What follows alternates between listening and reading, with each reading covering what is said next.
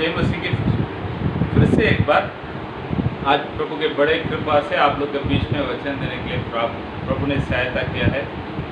प्रभु का धन्यवाद।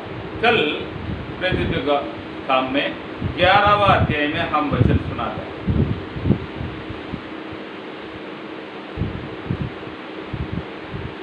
मैं विश्वास करता हूँ उस वचनों के द्वारा प्रभु आपसे बात किया होगा। ठीक है, कल लास्ट बातों को मैंने बताकर कल इसका आप लोग उत्तर दे दीजिएगा। मैं उसका उत्तर कल मैं देता हूँ कर बोला था। क्या बातों को बताया था हम 11वां अध्याय में 26वां वचन। जब वह उसे मिला तो उसे अंतिकिया लाया और ऐसा हुआ कि वे 1 वर्ष तक कलीसिया के साथ मिलते और बहुत लोगों को उपदेश देते रहे और चेले सबसे पहले अंतिकिया ही में मसीही कहलाए। मसीही सबसे पहले चेले अंतिकिया का चेले लोग मसीह कहलाया गया, मसीह के लोग करके कहलाया गया। उन दिनों में ये कितना साल हो गया है करके पड़ेगा तो यीशु मसीह मरने के बाद लगभग 10 से 12 साल का आसपास हो गया। तो सब लोग अभी थोड़ा कंफ्यूजन में है। क्या कंफ्यूजन में है? ये तो यहूदी लोग हैं, लेकिन इन लोग का मानने का तरीका अलग है। यहूदी लोग का नियम बोलेगा तो उन लोग का नियम ही अलग है। किसी का घर पे जाते नहीं, किसी का घर पे आते नहीं। यहूदी लोग का परमेश्वर को कोई स्वीकार नहीं कर सकता है, वो कुछ अलग ही परमेश्वर है। ऐसे करके सब लोग कुछ अलग ही बातों में है। तो प्रभु को मानने वाला यहूदी लोग करके पहचाना जा गया था पहले, लेकिन यहूदी लोगों का कर्म और मसीह की मानने वाला का कर्म में जमीन आसमान का फर्क है, जमीन आसमान का फर्क है। तो उस बातों को देखकर सब लोग कंफ्यूजन में था। इस अंतिकिया का कौन सा गांव? अंतिकिया का गांव का लोग पहले बार पहचाना गया है, ये लोग मसीह का है, मसीह के लोग करके इन लोगों को बोला। ठीक है, तो मैंने आपको 3 समय का मसीह के व्यक्ति के बारे में बताया। 3 समय का, पहले जन्म से लेकर बपतिस्मा लेने तक का मसीह, उनका उम्र कितना था? 30 साल का मसीह। दूसरे है बपतिस्मा लेने के बाद क्रूस में मरने तक कितने साल का? 3.5 साल के मसीहा। और 40 दिन का जी उठने के बाद 40 दिन इस पृथ्वी में था, अपने लोगों के बीच में वो मंडला रहा था, बात कर रहा था, उस मसीहा। तो कौन सा मसीहा का नाम से वो लोग पहचाना गया है? मेरा सवाल को कुछ लोग समझ गया है, कुछ लोग नहीं समझा है। ठीक है, आप लोग हमारे लोग बहुत अच्छा है। 6 लोग इसका उत्तर को लिखकर भेजा है। उसमें से एक व्यक्ति ने भेजा है, एक व्यक्ति ने भेजा है 40 दिन का मसीह है, उनके नाम से पहचाना गया।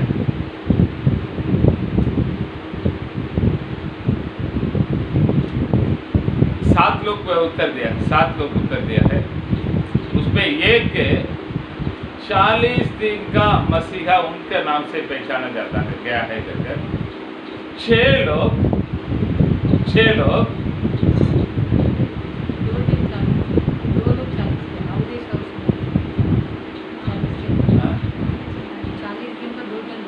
40 दिन का 2 जन बोला।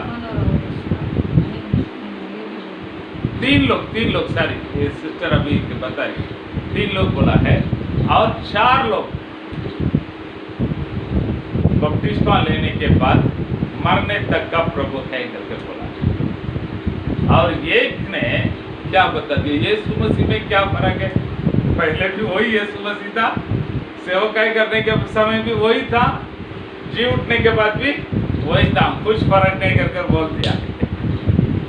ठीक है, जो भी कैसे भी है, आखिर में हम इस बातों को कैसे चुनेंगे कर मैं सोचा था। तो जो मेजॉरिटी है उसके तरफ में चला जाओ क्या कर सोच कर थोड़ा समय के लिए मैं आप लोग का मेजॉरिटी के पास आ जाता हूँ। ठीक है, मेजॉरिटी के पास थोड़ा समय के लिए मैं आ जाता हूँ। बाद में ये वचन खत्म होने के बाद हम सब मिलकर निर्णय लेने वाला है कौन सा परमेश्वर है। वापस मैं बताता हूँ, ये वचन खत्म होने तक जो मेजॉरिटी है उसके बाद तरफ में मैं भी आ जाता हूँ। मेजॉरिटी 4 जन, ठीक है, तो उनके तरफ में मैं भी आ जाता हूँ। वचन खत्म होने के बाद हम सब मिलकर वापस कौन सा परमेश्वर का नाम से पहचाना गया है करके वापस हम उसको बातों को देखेंगे। उसके पहले आप लोग इस बातों को समझने के लिए पूरा यहूदी लोगों का संस्कृति को, कल्चर को आप जानना जरूरी है।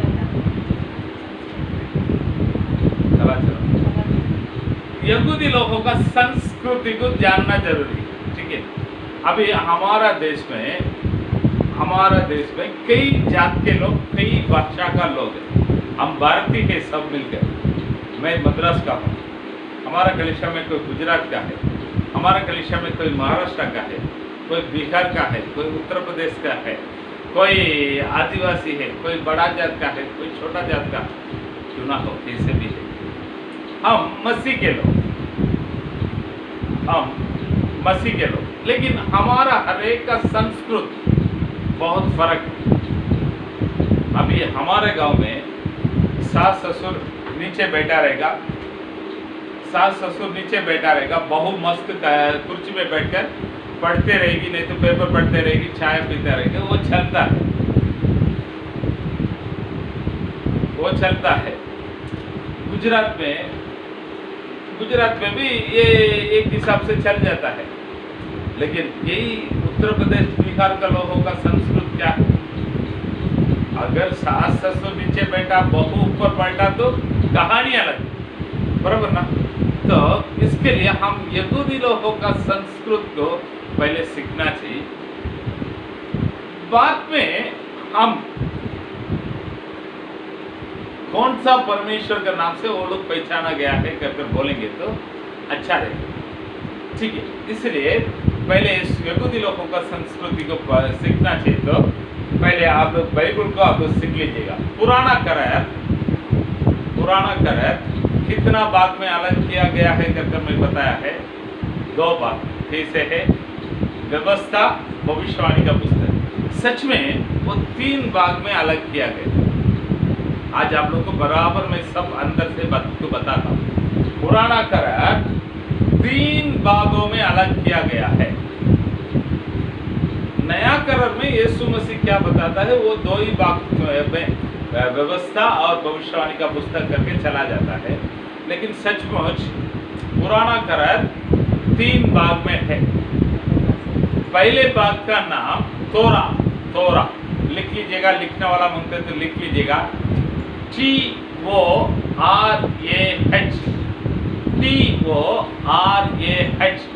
TORAH, तोरा बोलेगा तो मूसा के द्वारा लिखा गया है 5 व्यवस्था है। क्या क्या है? उत्पत्ति, निर्गमन, लेवी व्यवस्था, गिनती, व्यवस्था। वापस मैं बताता हूँ, ये 5 मूसा का द्वारा लिखा गया है। ये 5 पुस्तक व्यवस्था कर बोलकर उसको उन लोग ने रखा हुआ नाम तोरा, TORAH।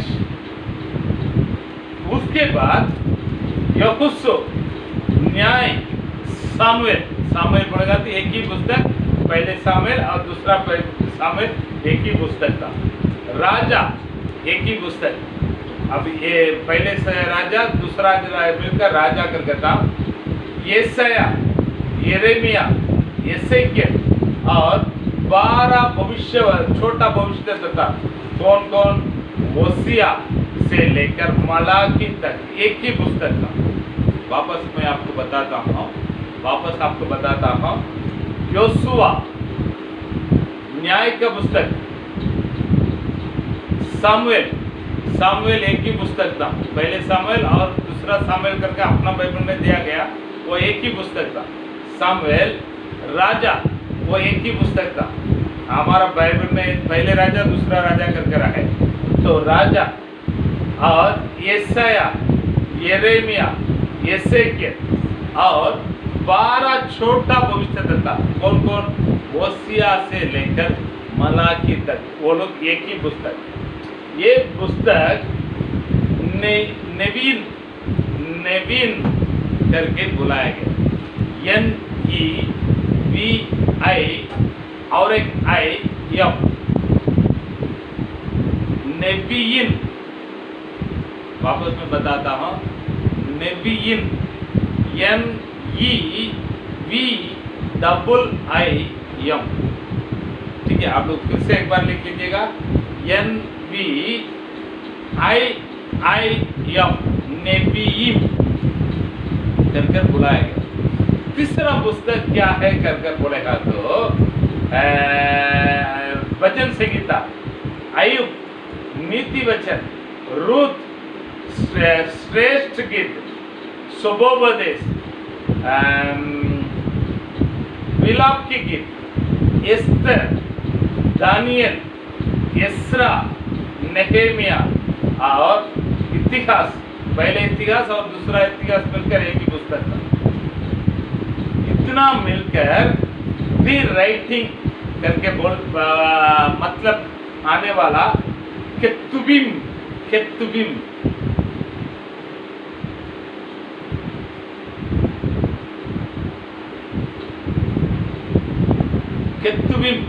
KETHUVIM।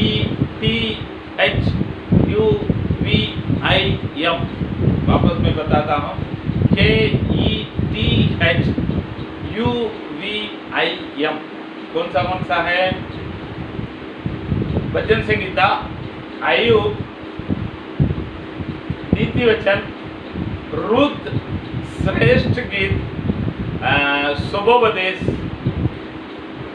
विलाप के गीत, एस्तर, दानियल, एस्रा, नेहेमिया, इतिहास।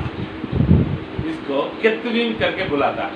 तो पहले 5 पुस्तक को तोरा करके बुलाता है, भविष्यवाणी के बुकों को वो लोग नेबियम करके बुलाता है, और दी राइटिंग करके बोलने वाला बाकी जो इतिहास के बुकों को उन लोग क्या नाम देता है? केतुबिम।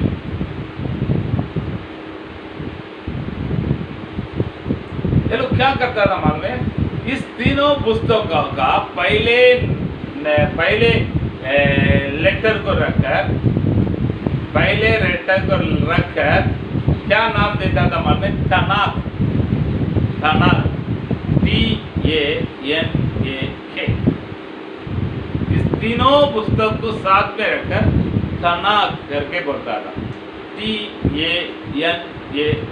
आप लोग को थोड़ा कंफ्यूज होगा, फिर भी आप लोग इतिहास को सीख के रख लीजिएगा।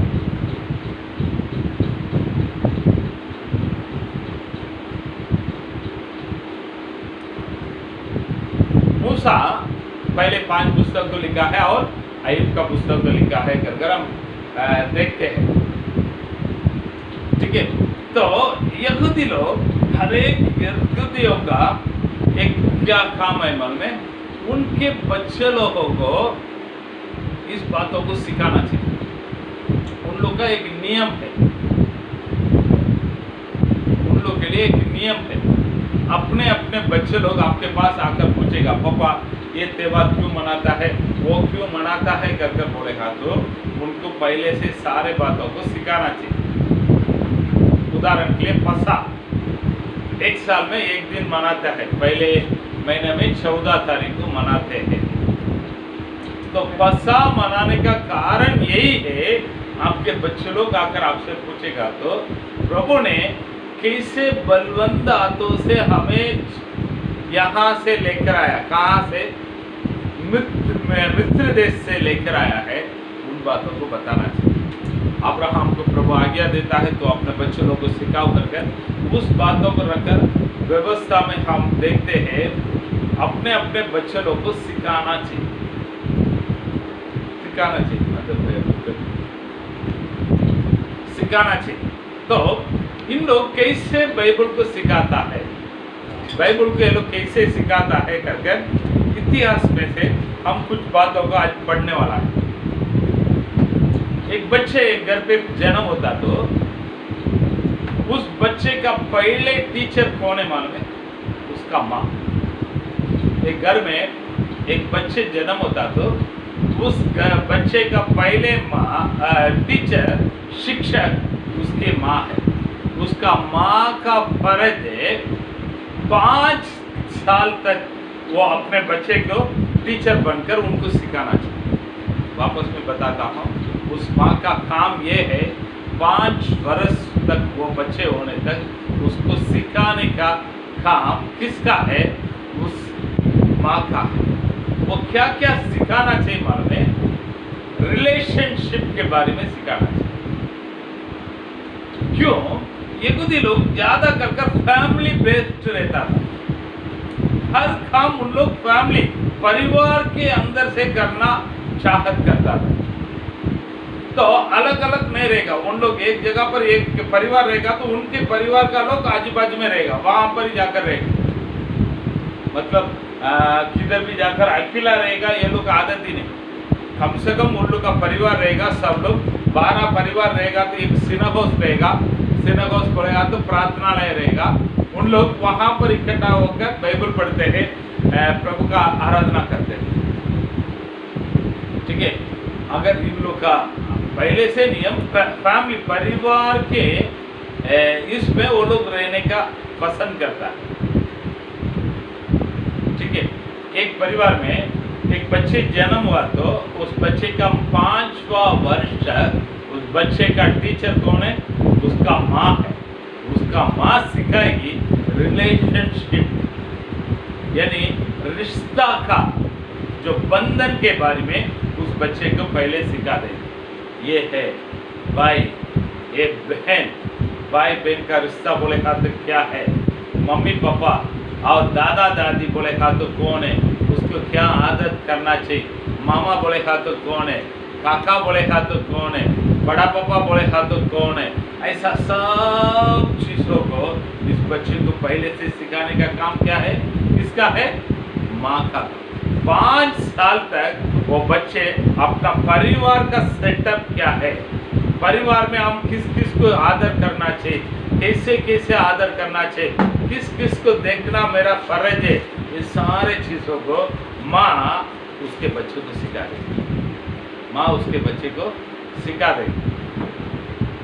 उसके बाद 6वां उम्र से लेकर 12वां उम्र तक उस बच्चे का टीचर कौन है मालूम है? उस बच्चे का पापा, पिताजी, वो उनको सिखाएगा।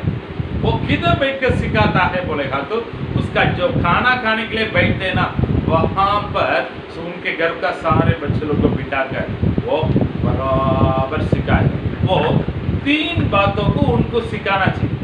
वापस में बताता, एक बाप उनके बच्चे को 3 बातों को सिखाएगा। क्या क्या चीज़ों को सिखाता है? पहले व्यवस्था को सिखाएगा, बाइबल को सिखाएगा। दूसरी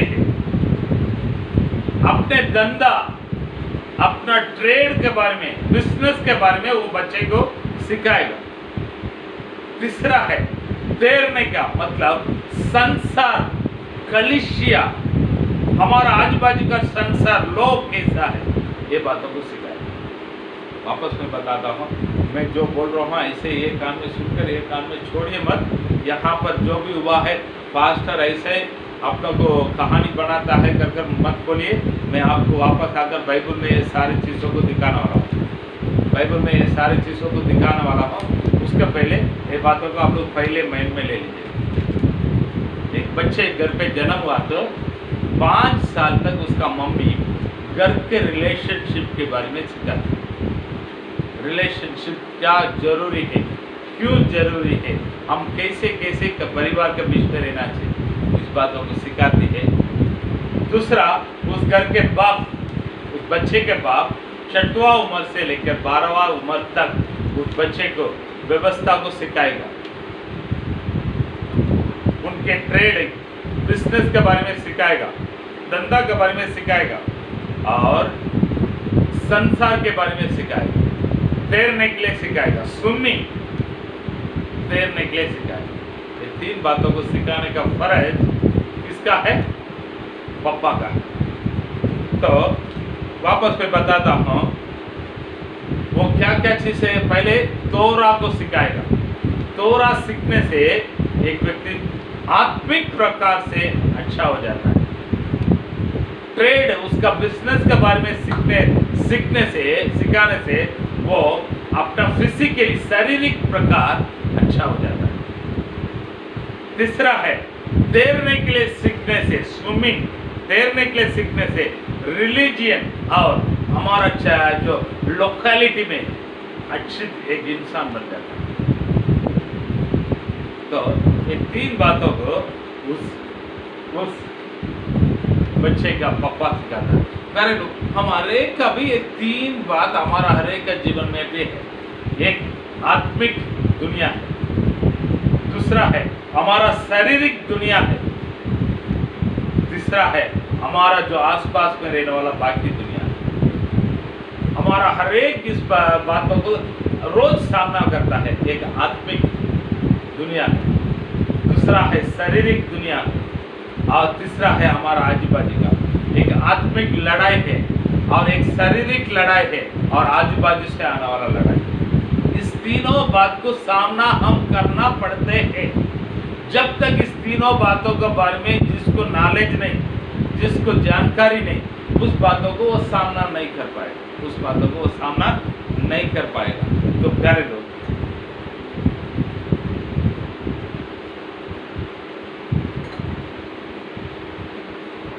इन बातों को ध्यान में रख लीजिएगा।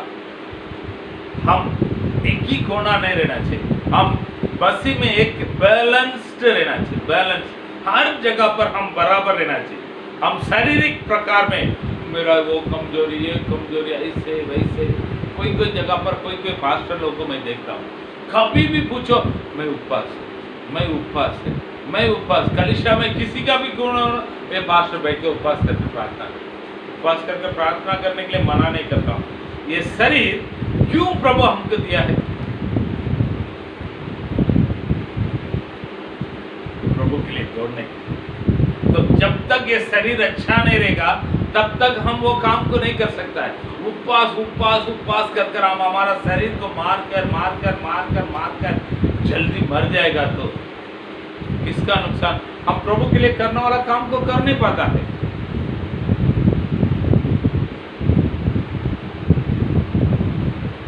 कोई लोग काम, मेहनत का धंधा, पैसा नहीं चाहिए कर मैं नहीं बोलता हूँ, पैसा चाहिए, लेकिन एक बातों का आप लोग ध्यान में रख लेने का, ये शरीर अच्छा रहेगा तो पैसा कमा सकते हैं। ये शरीर अच्छा रहेगा तो पैसा कमा सकता है। यदि ये शरीर अच्छा नहीं तो पैसा कमा कर क्या है? कुछ लोग हैं पैसा हम कमाने का, पढ़ाई करने का, वो करने का, ये करने का कर आत्मिक जीवन को छोड़ देता है। अरे लोग कितना भी कमाएंगे, बाइबल क्या बताता है? मनुष्य पूरा दुनिया को कमा लिया तो भी अपने खुद के आत्मा को नष्ट कर दिया तो क्या लाभ है? बहुत लोग क्या सोचता है, मैं अच्छा व्यक्ति बनकर रहना चाहिए, किसी का कुछ लेना नहीं चाहिए, मेरे से जितना होता है प्रभु को देना चाहिए, बाकी कमाए नहीं प्यारे, आपका पैसा प्रभु को नहीं चाहिए। प्रभु आपको पहले चाहता है, उसके बाद आपका चीज को चाहता है। आप ध्यान में रखें। तो हम आत्मिक प्रकार में एकदम बलवंत होना चाहिए, शारीरिक प्रकार में बलवंत होना चाहिए। साथ साथ हम जो जगह पर रहता है वहाँ पर उस परिस्थिति में बराबर जानकर आना चाहिए, आगे बढ़ना चाहिए। बाइबल में यही बोलते हैं, सांप के जैसे शत्रु कबूतर के जैसे भोला बना पड़ा। तो प्यारे लोग, इस बातों का आप लोग मन में रख लीजिएगा। ये यहूदी लोगों में एक बच्चे 12वां उम्र जब खत्म होगा तब तक रिलेशनशिप क्या है सीख लेता है, तोरा सीख लेता है, व्यवस्था। उसके बाद अपना पापा का बिजनेस क्या है सीख लेता है। और तैरना, इस दुनिया में तैरने के लिए सीख लेता है। ये 4 बातों को सीख कर बाहर आना, तब तक वो बच्चे को किधर नहीं छोड़ेगा। वो उसका माँ बाप अपने हाथों में वो बच्चे को रखते था, उसको किधर छोड़ेगा नहीं। वो किधर भी जाएगा मम्मी पापा का साथ जाएगा, मम्मी पापा का साथ आएगा। 12 उम्र हो गया है तो वो बच्चे को वो लोग किधर लेके आता मालूम है? प्रभु का मंदिर में लेकर आएगा।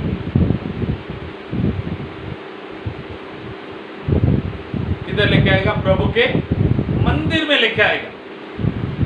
प्रभु के मंदिर में लेकर आकर उधर बड़ा फंक्शन रखता है, बड़ा फंक्शन रखता है। फंक्शन में उसका माँ आगे आकर बोलना चाहिए, उसका माँ आकर बोलना चाहिए, ये बच्चे को मैं 5 साल तक रिलेशनशिप क्या है, रिश्ता के बारे में मैं अच्छी तरह से सिखा दिया हूँ। प्रभु के सामने, लोगों के सामने आकर गवाही देना चाहिए। प्यारे लोग, तो ऐसे ही नहीं होता है ये त्यौहार।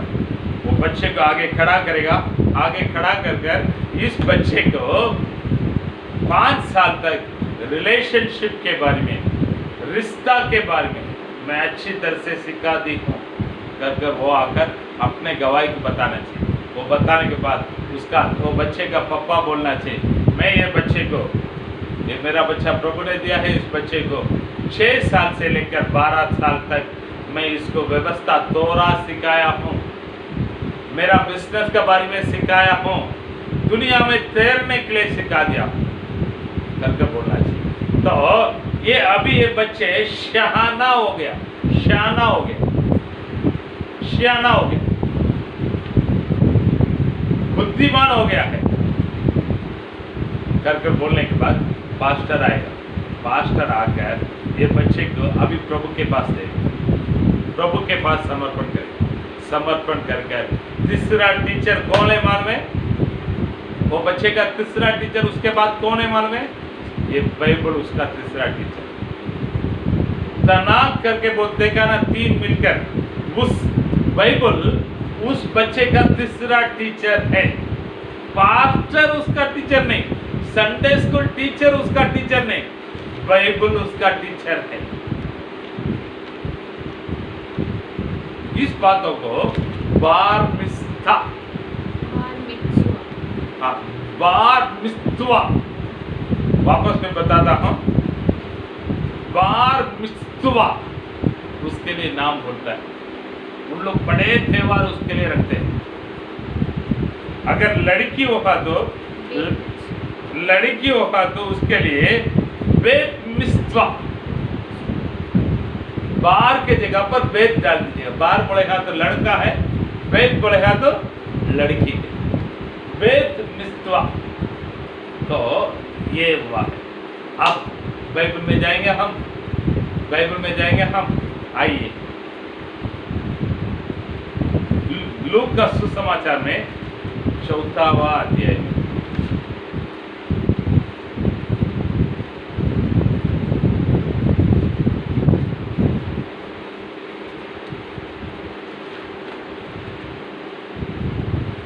दूसरा अध्याय,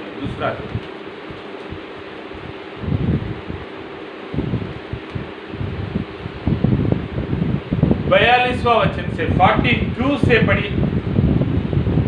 जब यीशु 12 वर्ष का हुआ तो, जब यीशु 12 वर्ष का हुआ है, देख लीजिएगा, यीशु मसीह जन्म हुआ तो उसके 8वां दिन भवन में लेकर आया था।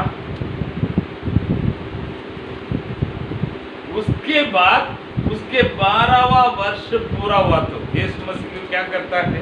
तो आइए हम जन्म होने के बाद क्या क्या हो रहा है?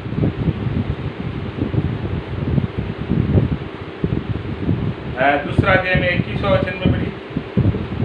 जब 8 दिन पूरे हुए और उसके खतने का समय आया तो उसका नाम यीशु रखा गया। जो ठीक है, 8वां दिन उसको खतने किया गया है। वैसे 22वां अध्याय में देखा है मूसा का, पढ़िए। जब मूसा की व्यवस्था के अनुसार, मूसा के व्यवस्था के अनुसार उनके शुद्ध होने के दिन पूरे हुए, शुद्ध होने का दिन पूरे हो गए, मतलब लगभग 40 दिन। तो वे उसे यरूशलेम में ले गए कि यरूशलेम में लेके गया है, उसके बाद अब आ रहा है 12 साल हो गया तो प्रभु यीशु मसीह को प्रार्थना भवन में लेकर आए। आप थोड़ा सोच के देखिए क्यों उसको जब यीशु मसीह के भवन में लेके आने के बाद 12वां साल में लेके आया हुआ तीसों की क्यों लिखा है वहां में, कारण वही बार मिस्तवा करने के लिए आया। बार मिस्तवा करने के लिए यीशु मसीह को वो लोग लेकर आया। लेके आकर यीशु मसीह का मां मरियम आकर बोलती, मैंने मेरा बच्चा यीशु को 5 साल तक इस दुनिया में रहने वाला रिलेशनशिप के बारे में, जो रिश्ता के बारे में सिखा दिया है। यीशु मसीह को बड़ा किया हुआ पापा यूसुफ आकर बोलता है, ये यीशु को मैंने 6 साल से 12 साल तक थोड़ा को सिखाया है। मेरा जो धंधा, क्या धंधा करता था प्रभु का पापा? सुतार का काम, उस धंधा को सिखा दिया हूं और दुनिया में तैरने के लिए सिखा दिया। अब मैं ये यीशु को प्रभु का हाथों में दे देता हूं। अभी आगे से ये सियाना हो गया है, आगे से इसका टीचर बाइबल होगा कर ये है। अभी आगे 42वां वचन में पढ़िए। तो वे पर्व की रीति के अनुसार यरूशलेम में गए। हाँ। जब वे उन दिनों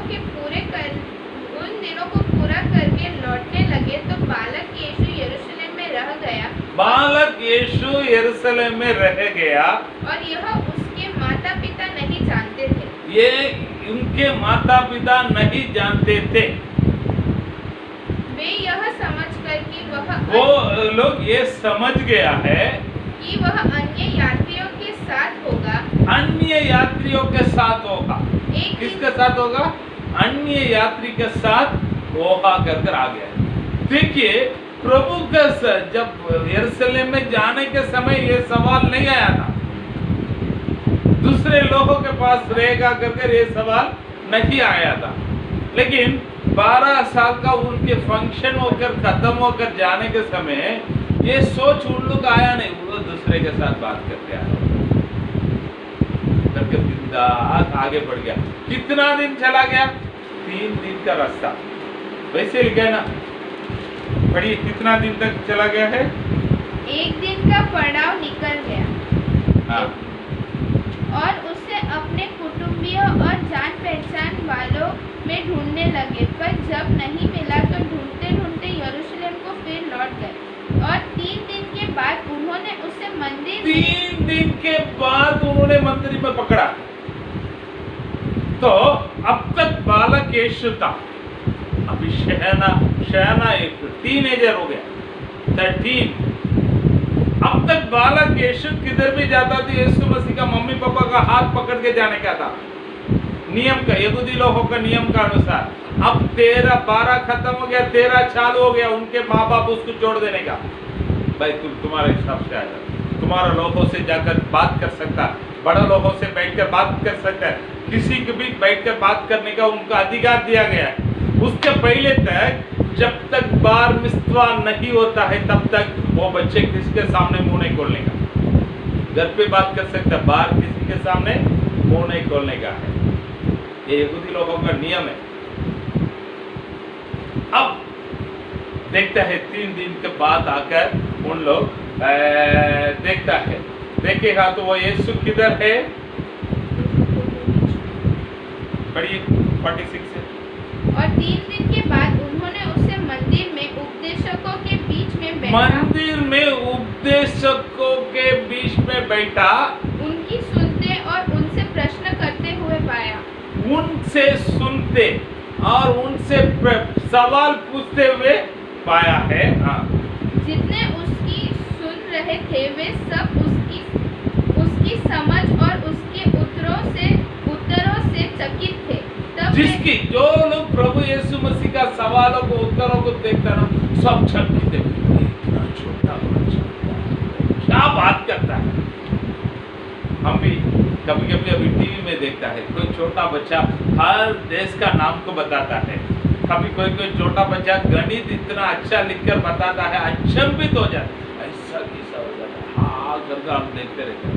वैसे यीशु मसीह का बातों को देखकर उधर रहने वाला सारे उपदेश लोग अचंभित हो गया है।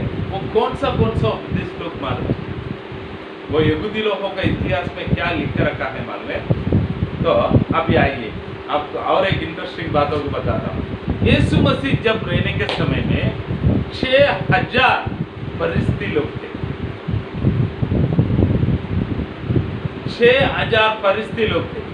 उसमें से 2 प्रकार के रबी के नीचे इस 6000 फरिश्ती लोग थे। पहले शमाई करके बोलने वाला एक यहूदी रबी, उनका पीछा करने वाला सबसे ज्यादा किधर था मालूम है?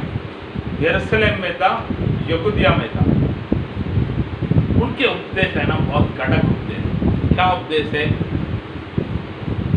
व्यवस्था में बाइबल में प्रभु लिख के रखा नहीं, विश्राम दिन में 1 मील चलने का है करके, लेकिन इन लोग का नियम में 1 मील चल सकता है। 1 मील बोलेगा तो 1.5 किलोमीटर केवल एक व्यक्ति चल सकता है, उसका आगे चल नहीं सकता। और यहूदी छोड़कर दूसरा कोई अन्य जाति व्यक्ति यहूदी का धर्म को अपना नहीं सकता। हमारे लोग बोलते हैं ना धर्म परिवर्तन, इन लोग धर्म परिवर्तन को एक्सेप्ट नहीं करता। यहूदी बोलेगा तो एक यहूदी बाप का द्वारा जन्म हुआ बच्चा होना चाहिए, वही यहूदी। मतलब कोई भी अन्य जाति व्यक्ति मैं यहूदी होना चाहता हूं करके बोलेगा तो ये लोग उसको स्वीकार नहीं करेंगे। यीशु मसीह जब उपदेश करने के समय बहुत सारे ये परिस्थिति लोग प्रभु से वाद विवाद किया है करके हम बाइबल में पढ़ते हैं। सबसे ज्यादा कौन वाद विवाद किया था मन में? ये शमाई ग्रुप का परिस्थिति लोग प्रभु के साथ ज्यादा वाद विवाद किया है। इन लोगों का 8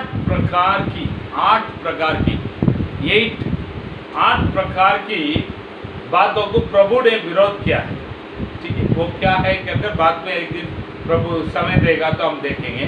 दूसरा एक हिलाल कर एक बोलने वाला एक यहूदी रबी है। इनका उपदेश थोड़ा हल्का है। हल्का बोले है तो क्या है? ये लोग अच्छी तरह से पढ़ाई करें ना, बहुत बुद्धिमान लोग, ज्यादा पढ़ाई करने वाला लोग है। और ये लोग थोड़ा सोशियोलॉजिस्ट, यानी कुछ बाहर के बातों को भी स्वीकार कर लेता है। इनके एक ही बातों को प्रभु यीशु मसीह विरोध किया था। क्या था मालूम है? अगर डिवोर्स का समय में मूसा क्या बोला था? एक डिवोर्स का एक पत्रिका लिख कर देकर किसी को निकालने का रहेगा तो किसी औरत को निकाल सकता है करके। यीशु मसीह इस बातों को केवल ये किया था।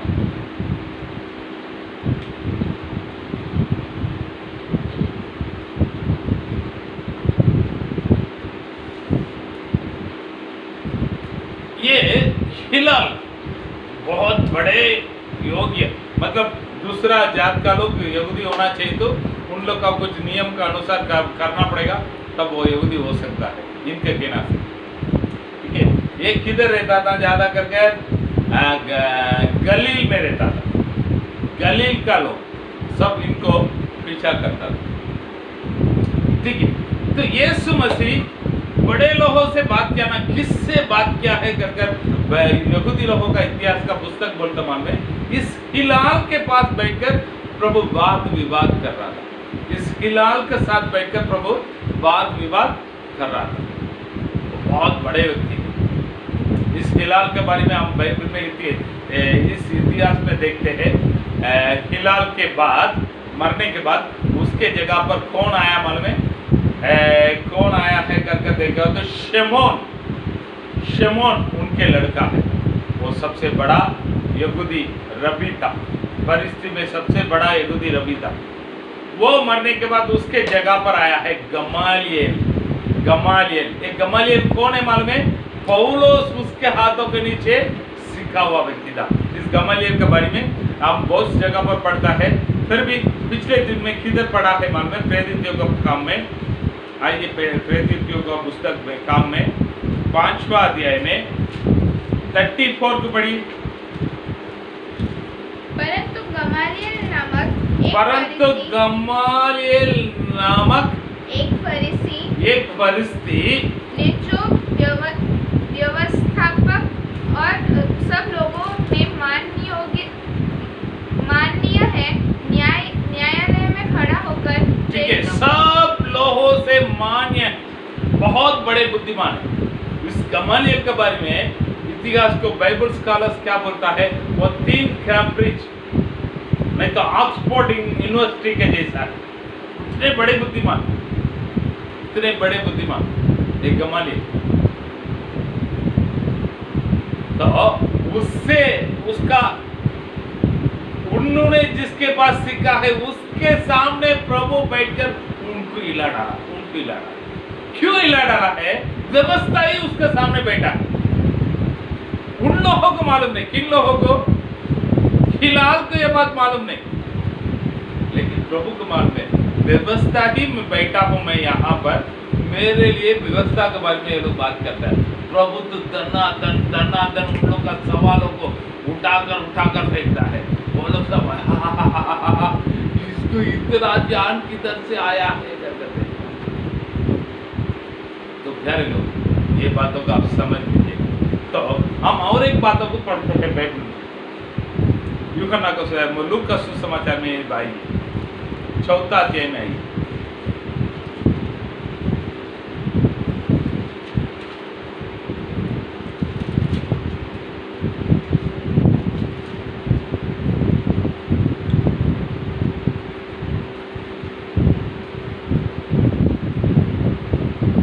लूका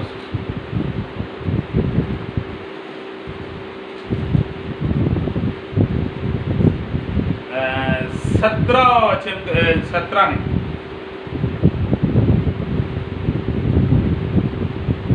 16 से पढ़ी। फिर वह नासरत में आया जहाँ पाला पोसा गया था। हाँ, और अपनी रीति के अनुसार बस इधर खड़ा हो जाए। तो ये कब आया है? यीशु मसीह बपतिस्मा लिया है। बपतिस्मा लेने के बाद एक सवा महीना नहीं तो 2 महीना प्रभु गायब। किधर गायब हो गया है?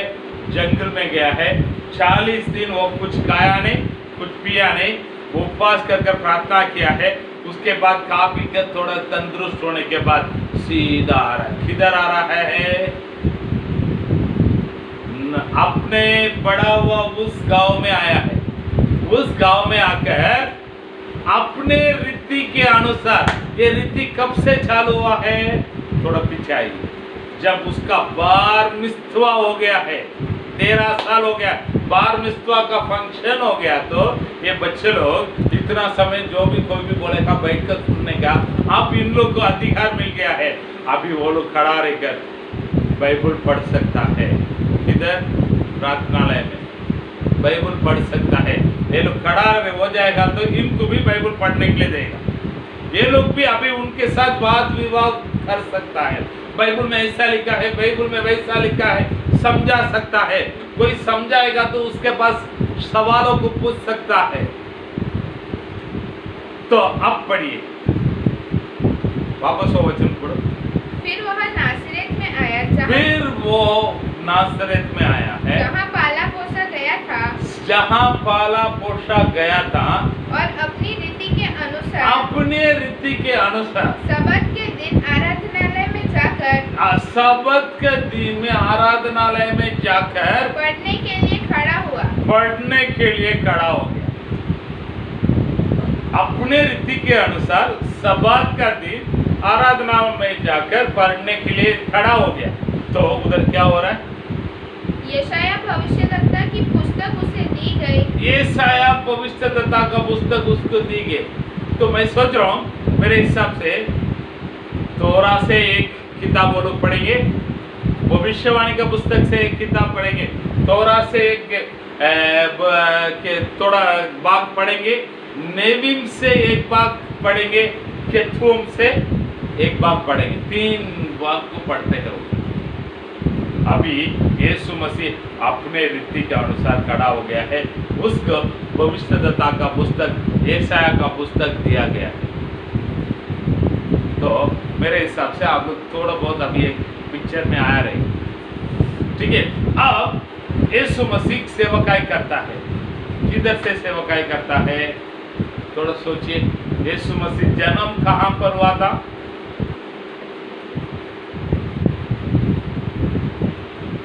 बेथलेहेम। बेथलेहेम कहाँ पर है? यहूदिया में है। बेथलेहेम कहाँ पर है? यहूदिया में है। जन्म होने के बाद प्रभु ने किधर गया है? 2 साल में मिस्री देश में गया है। वो उधर 6 साल हो गया, तो उधर से किधर आया है? नासरेत में आया है। नासरेत में कितना साल तक था? 30 साल तक थे। उसके बाद नासरेत में बपतिस्मा लिया है। किसके द्वारा बपतिस्मा लिया है? यरदन नदी के किनारे में यूहन्ना बपतिस्मा देने वाला के हाथों से बपतिस्मा लिया है। लेने के बाद उसका आत्मा ने जंगल में लेके गया है। जंगल में रहकर उन्होंने उधर उपवास प्रार्थना खत्म होने के बाद, थोड़ा अच्छा होने के बाद वापस आया है नासरेत। नासरेत का लोग उसको मारने के लिए आया है। मारने के लिए चाहत क्या, तो प्रभु उनके माँ उनके भाई लोग सबको लेकर किधर चला गया है? कफरनहूम में चला गया। कफरनहूम में चला गया है, ठीक है। मेरे लोग आप लोग बाइबल में बातों को पढ़ सकता है। मैं थोड़ा समय हो गया है इसके लिए फटक से जा रहा हूँ। कफरनहूम में उधर एक बाड़ा का घर लिया है। किसका घर था मालूम है? पतरुस का घर। पतरुस का घर। अब ऐसा कैसा बोलता है करके बहुत लोग सवाल पूछेंगे। तो यीशु मसीह उधर जाकर प्रवचन करने के लिए जा रहा था, तभी पतरुस का नाव को उन्होंने लिया है। बाकी बहुत सारे नाव था। क्यों? ये हमारा करीब में है। तो वैसे कई जगह पर मैं उदाहरण को बोल सकता हूँ। पतरुस के घर पे वो कफरनहूम में जाकर रहने लगा। कफरनहूम किधर है? गलील में है। नासरेत किधर है? गलील में है। तो समझ लीजिएगा, यहाँ पर गलील में प्रभु यीशु मसीह का मिनिस्ट्रियल हेडक्वार्टर, उनके सेवकाई का राजधानी शहर अभी कौन सा हो गया है? कफरनहूम हो गया। कफरनहूम हो गया। कफरनहूम में रहकर उन्होंने सब जगह पर सेवकाई करने लगा है। मार्कुस में एक किताब को पढ़ी, एक वचन को पढ़िए। मार्कुस में 6वां अध्याय में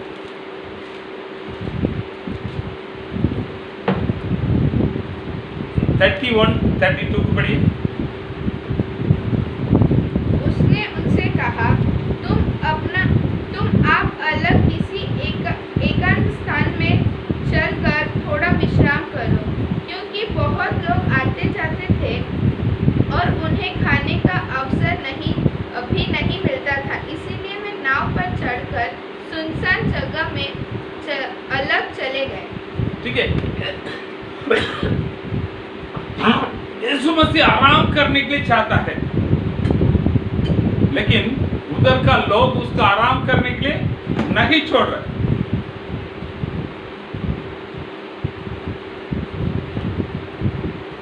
उसको आराम करने के लिए प्रभु यीशु मसीह को प्रभु के लोग नहीं छोड़ रहे।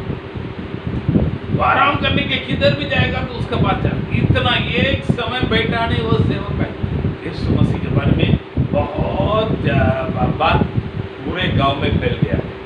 यीशु मसीह, यीशु मसीह, यीशु मसीह। लास्ट हम देखता, मरने के पहले रविवार को यीशु मसीह गधे के ऊपर बैठ कर जा रहा, तो पूरे यरूशलेम नगर का लोग जान लिया ये तो नासरेत का यीशु है। यीशु के बारे में सब लोग कब पहचाना है? नासरेत के समय। नासरेत में नहीं, यरूशलेम में जब जिधर जाता है लाखों लोग उसके पीछे जा रहे हैं। तो बहुत भारी भीड़ है। प्रभु का नाम उधर बड़ा होने लगा। मरने के बाद यीशु मसीह केवल 7 बार दर्शन हुआ है, ज़्यादा किसी से नहीं, केवल उनके चेले लोग के पास दर्शन हुआ। तो मेरा सवाल में मैं अभी आता हूँ, आप लोग ने 3 लोग क्या बोला है मरने के बाद, तो वो कैंसर हो गया। अभी बाकी जो 4 लोग खुश हो गया है, कौन कौन है? सुनी लेके, आनी लेके, लौकू से के, वंदना है के, ठीक है, तुम लोग जीत गया है अब तक जीत गए हैं, ठीक है। मैं आगे के वचन में आता हूँ, लेकिन मैं निर्णय लेने से थोड़ा पिता परमेश्वर क्या बोलता है थोड़ा देखेंगे। आइए,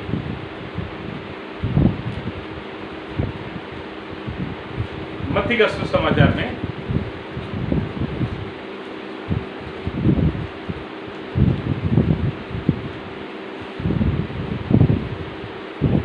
3 अध्याय में 17वां वचन।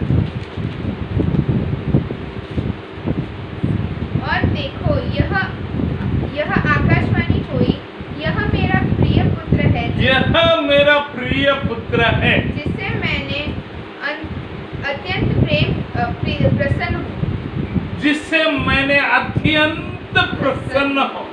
लूका सुसमाचार में आइए,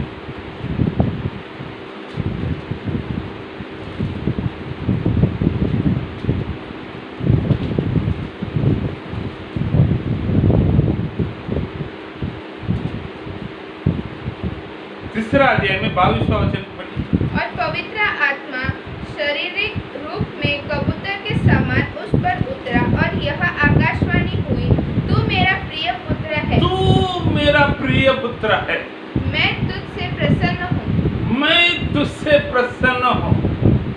यहाँ पर क्या बताता है लूका? यीशु मसीह को पिता परमेश्वर बताता है, क्या बताता है?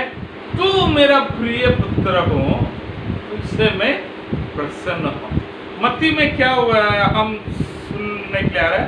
लोगों को प्रभु बताता है ये मेरा प्रिय पुत्र है, इससे मैं प्रसन्न हूँ। कब बताया जाता है?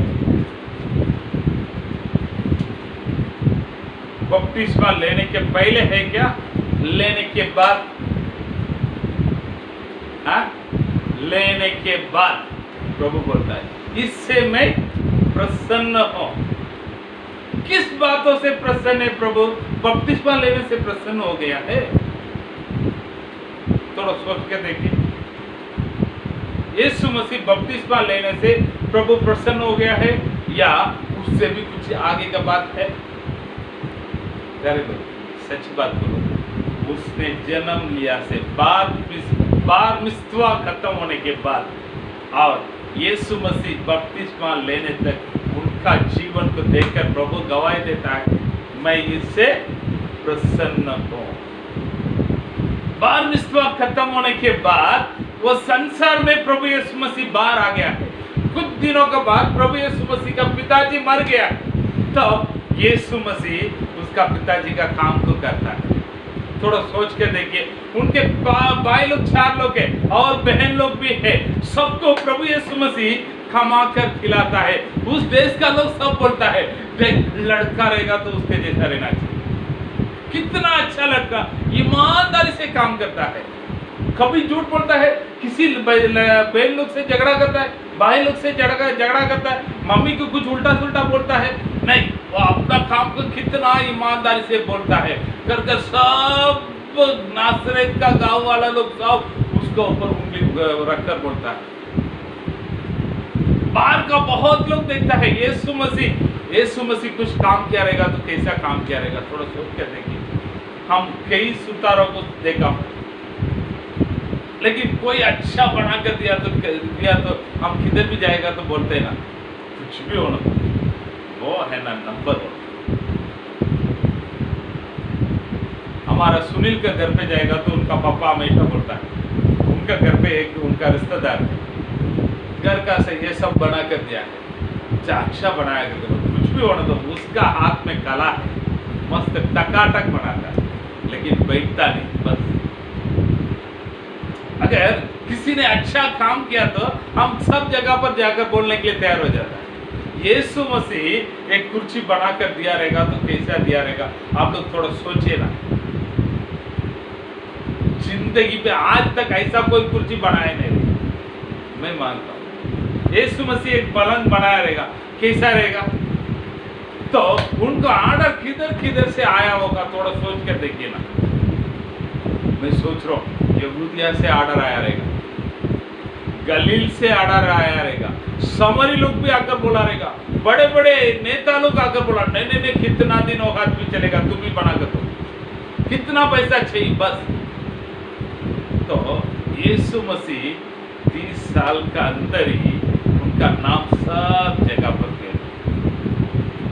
एक कहानी को बोलता है ये तोमा के बारे में, एक कहानी है, एक कहानी है। एक बार तोमा बोलता है, तोमा सबको किधर किधर जाने का कहकर प्रभु ने बोला, तो तोमा को बोला गया तो भारत देश जाओ। वो बोलते हैं मैं नहीं जाऊँ। चले लोग सब डिसाइड कर दिया है किधर किधर कौन कौन जाने का, तोमा बोलता है मैं नहीं जाऊँगा। तब प्रभु आकर उसको बोलता है ए तोमा देख मेरा गाँव, बोलता तो ठीक है मैं आपका गुलाम, आप किधर भी बोलो मैं जाता हूँ, लेकिन भारत में तो मुश्किल। लेकिन प्रभु बोलता है मेरा गुलाम है, तो मैं जो बोलता हूँ वो करोगे। तो एक दिन प्रभु इसलिए का शहर में था, तब भारत देश में इधर आंध्र प्रदेश के आसपास में एक राज्य से एक राजा का घर पे थोड़ा घर का उसका महल बनाने का था, उसको लकड़े का काम करने के लिए एक अच्छा सुतार का जरूर था।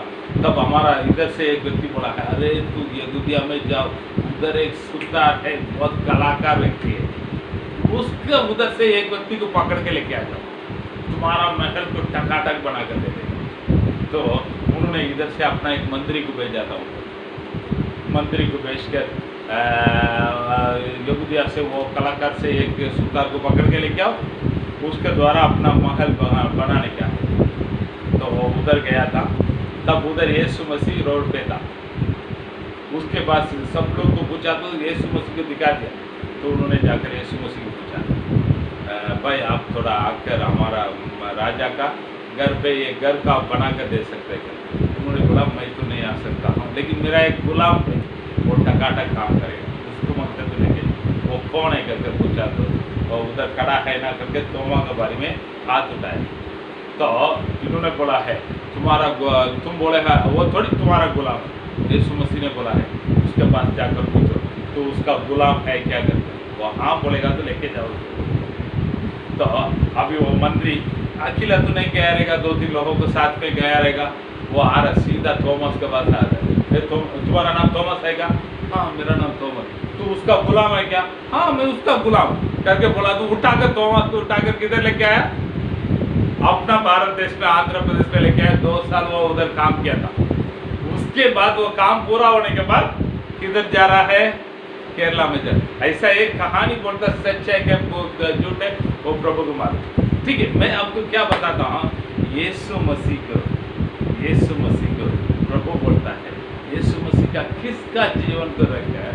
उन्होंने 13 साल से लेकर 30 साल तक उन्होंने जो जिया ना, उस बातों को रखकर पिता परमेश्वर सर्टिफिकेट देता है, ये मेरा प्रिय पुत्र है, मैं इससे खुश हूँ, उनका जीवन से मैं खुश हूँ।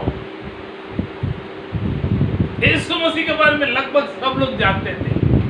तो अब अंतिख्या में उधर का लोग को बोलता है ये तो यहूदी लोग है भाई, लेकिन ये लोग कुछ अजीब है। तब उधर से कुछ लोग बोलते अरे नासरी में एक यीशु करके एक था ना, उनका पीछे करने वाला लोग भाई ये। तो मसीहा करके उनको नाम आया। कैसा नाम आया? मसीहा।